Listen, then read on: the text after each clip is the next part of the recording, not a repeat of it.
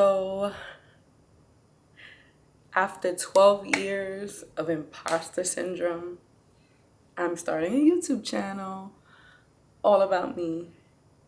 It still sounds so cringe to say, like, why do people want a channel for me? Like, so much unlearning has to happen, but here we are. So this is an intro video, but the main focus is gonna be all about my hair journey. Check out this look. This is like a brand new combo and I'm gonna share the products, but let's get into my hair journey. Okay, so I took some notes so I wouldn't forget the dates, but this hair has seen many phases. And it all started in 2012 when I dropped out of college with 20 credits left to graduate with a bachelor's degree. I was broke as hell. I was living in my sister's apartment in the Bronx, sleeping on her pull-out couch, and my hair was so damaged from heat. I grew up getting Dominican blowouts, which are great, which are fabulous. But when I went away to college, the water was different there. It was like rougher on my hair. I was doing my own hair, which would come out beautifully, but it required a lot of heat. If you can tell, this hair is super dense, it's super curly. So when I dropped out of college, came back to the Bronx, my hair was damaged. Like, my hair was like a rubber band. If I pulled a string, it would like pop, kind of like rubber, like very thin rubber. And I honestly did not even have the budget to go get a wash and set in the hood. Like, I didn't have $25 to spare every 2 weeks to get my hair straightened, which was the only way that it looked decent. So I just said, big chop, and I chopped it off.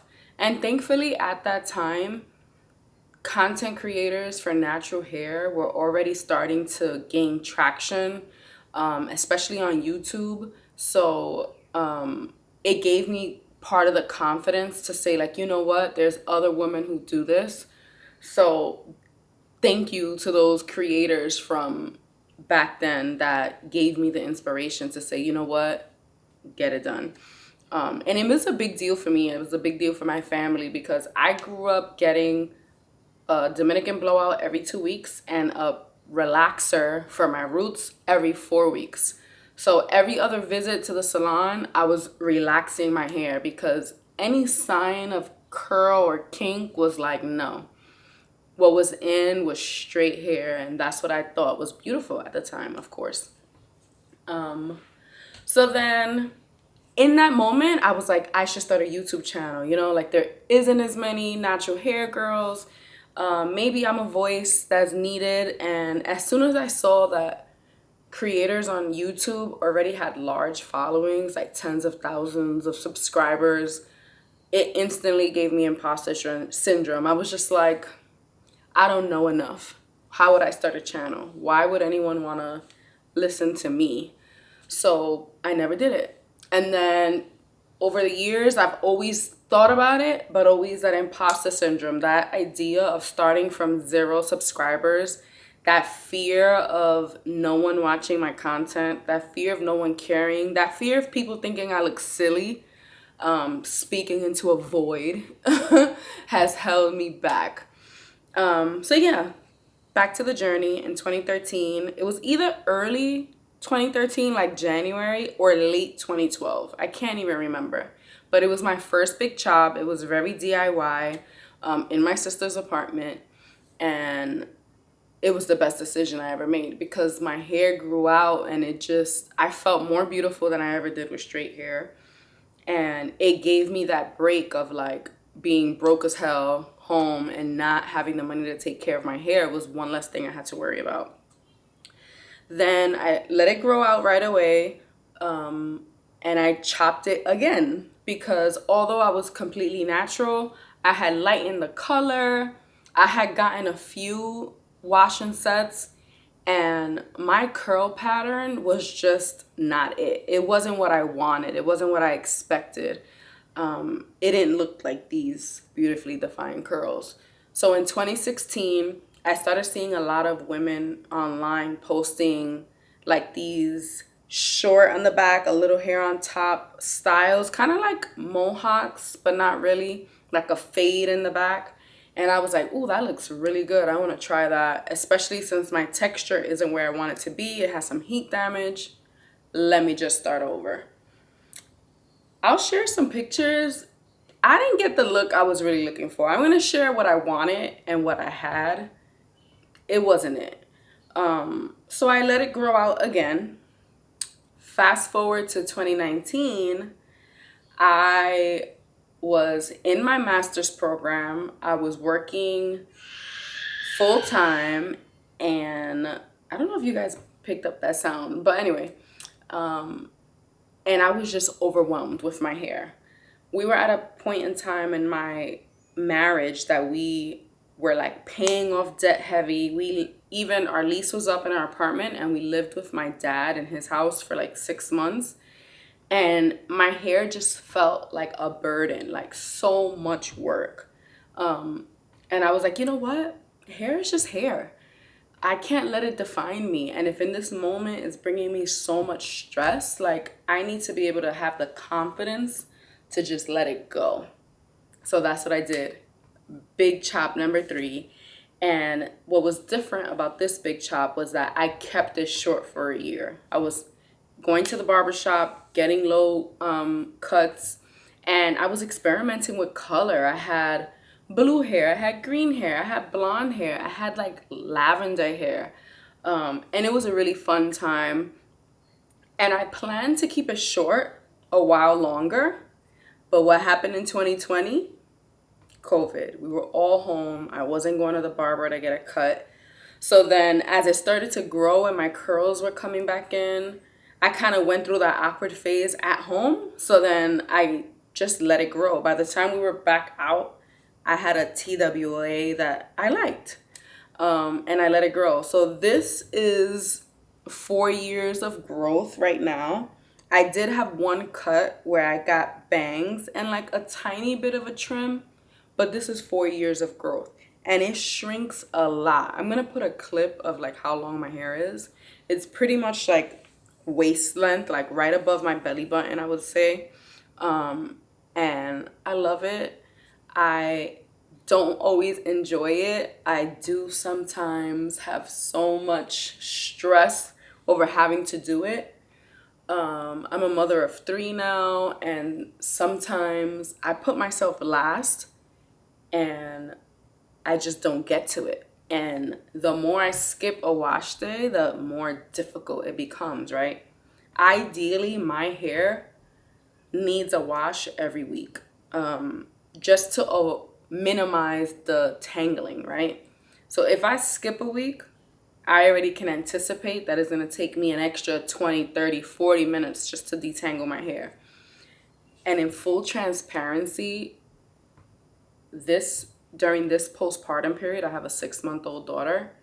I went a whole month without detangling and washing my hair, and it was so bad. Like, I had to literally talk myself off the ledge because I was ready to just chop it all off again. I'm glad I didn't because I love it. But I am considering a cut. So hear me out. Remember there was a phase, I think it was like 2015-ish, correct me if I'm wrong, where a lot of women were having like undercuts. I always thought it was super cool and I just never did it. But now I think an undercut, besides it being really cool, I think it would make my hair less dense, therefore making it a little bit easier to manage. And since my hair is so full and so long, when I wear my hair down, it would hide the undercut. So it doesn't always have to be shown. Like I could wear the undercut when I want to be cute and edgy, but then I could just wear my hair out. So I don't know. We shall see. It's like I've been thinking about it, but I'm not sure.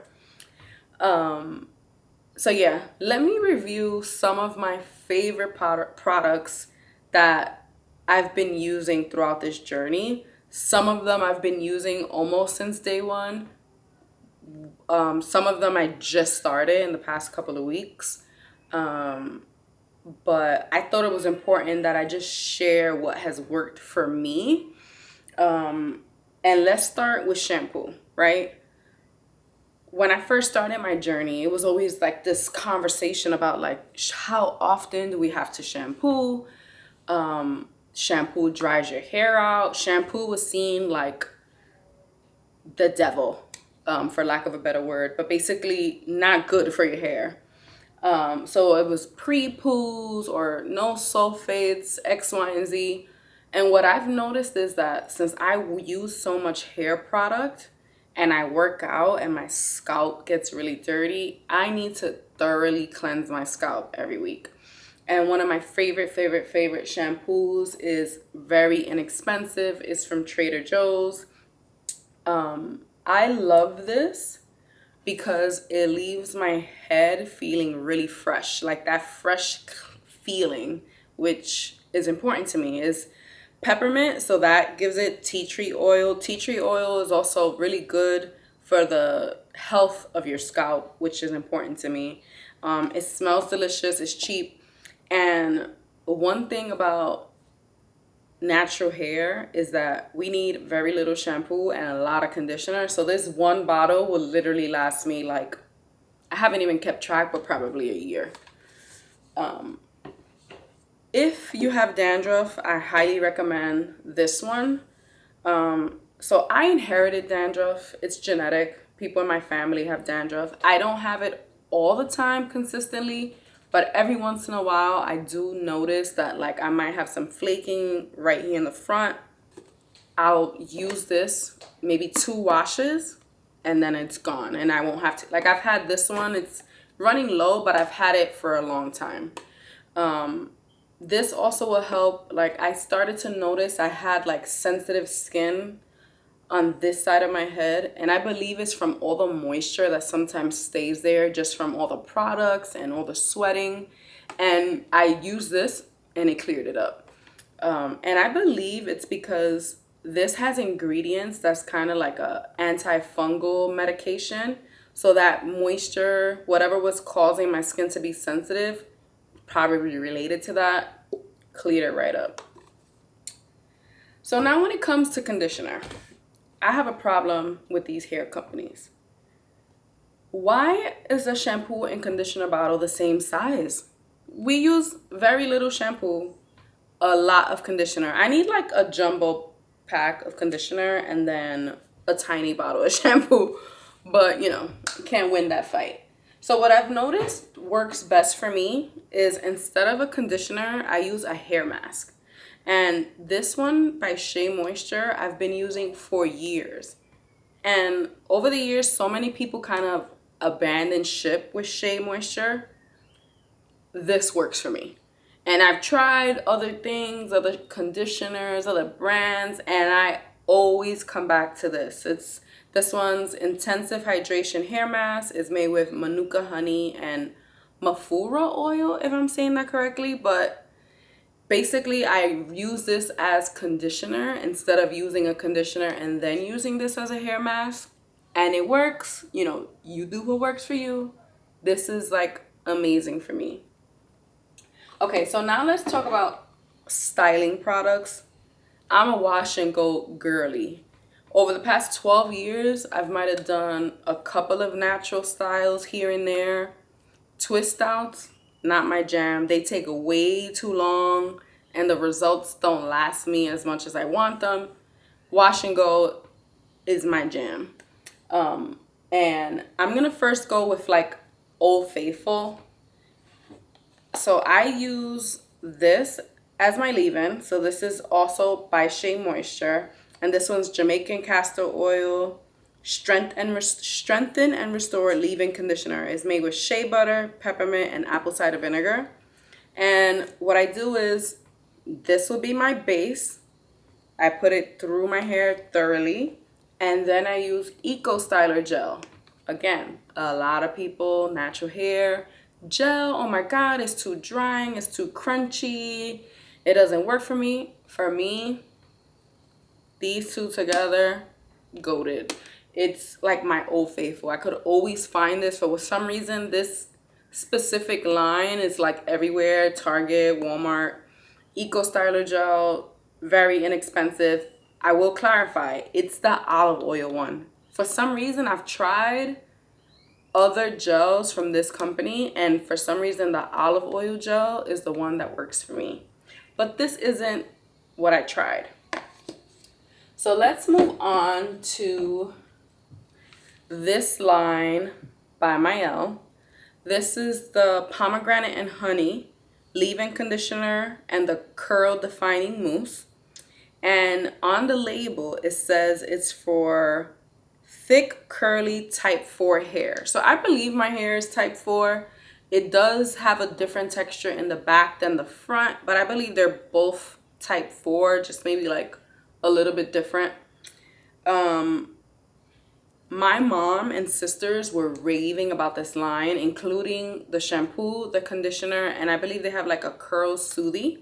So I was like, fine, I'll give it a try. Even though I have Old Faithful here, I was willing to give it a try. It was okay. The shampoo and conditioner worked. It did its job.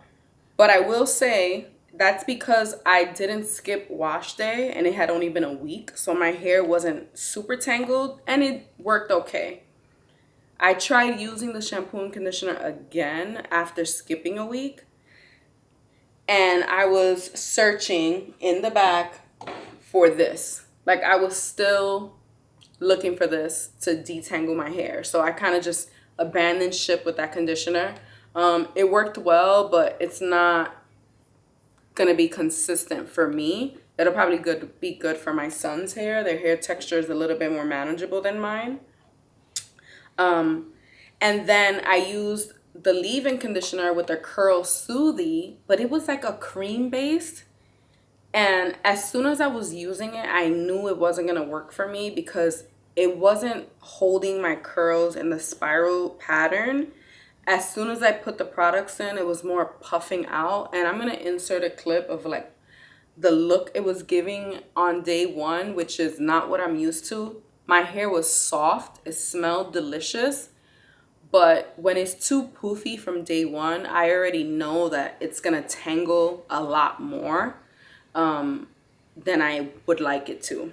So then I said, you know what? I don't want to give up. And I realized the same line had a mousse. So I was like, let me give that a try. So that's what you see in here. This look now, it is made with the leave-in and then the mousse on top. I'm going to insert clips of me putting these products in, and this is day 2 and I honestly love it. Like I think it looks great. I'm excited for how it would look at the end of the week because I generally prefer more poofy hair. Like this looks a little more tame than what I love, but this is good day 2 hair because it'll last. And think about it, it's Sunday right now. If next weekend I want a big fro, this will probably hold up because it's so tamed right now. I like it. I'm going to use it again. I think I'm going to pass on the shampoo and conditioner, but those 2 products is a really good combo that I'm probably going to stick to for a while. Honorable mention, this Shea Moisture product right here. This is the Coconut Custard Make It Last Wash and Go Curl Primer. It has my heart. The reason I brought it up last and I said honorable mention is because I think they discontinued it. It's been impossible to find and the price on Amazon has doubled. It's not even on Prime. And my heart is breaking because when I tell you this together with the Eco Styler Gel, the best. And the reason I love this so much is because this product, as soon as I put it in, it starts helping my curls get there. And then when I seal it with the gel, it's just chef's kiss. However, my son, who has a much different curl pattern than I do, and my husband, they use this and only this on their hair. And it's amazing. It smells delicious. Everyone always asks, what do you put in your son's hair? This right here. But at this point it's like I don't know if you could even find it. If you do, let me know. Grab me like 5 bottles. So yeah, that's been my curl journey. Those are my favorite products. I think this channel is gonna be beyond just hair. It's gonna just be all of the things that interest me, whatever sparks my creative juices. I've considered myself a Jane of all trades. Like I've always been a little good at this and that. My interests change, they shift. I'm a mother of three, I'm a wife, I'm a stay-at-home mom, I'm a homeschool mom. And I think that I'm gonna use this like a video diary, like my own personal podcast, and just share things that inspire me or share things I hope that would inspire others. And yeah, wish me luck in combating this imposter syndrome. Let me know if there's anything specific you want to know. I'm going to do a little spin so you can take a look at this hair. Let me see. Hair, hair, hair. Hair, hair, hair.